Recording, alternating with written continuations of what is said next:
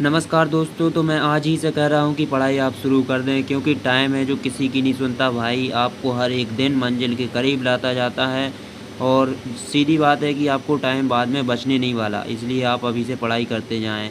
अति लघु उत्तरीय के प्रश्न पढ़ेंगे। आज अपन भूगोल के महत्वपूर्ण प्रश्न पढ़ेंगे। प्रश्न पहला है कि मानव भूगोल में किसका अध्ययन किया जाता है? मानव भूगोल क्या कहलाता है? उत्तर में है कि मानव भूगोल में मानव और उसके भौतिक, पर्यावरण या वातावरण के पारस्परिक संबंधों का अध्ययन किया जाता है। ठीक है, मानव और भौतिक, पर्यावरण या वातावरण का अध्ययन किया जाता है। ठीक है, तो यही कहलाता है मानव भूगोल।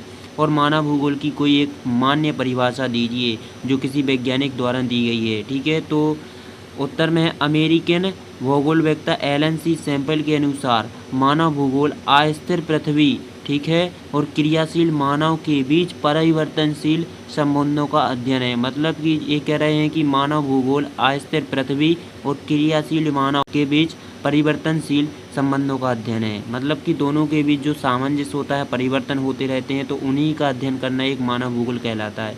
ये किसने कहा है? एलन सी सैम्पल ने।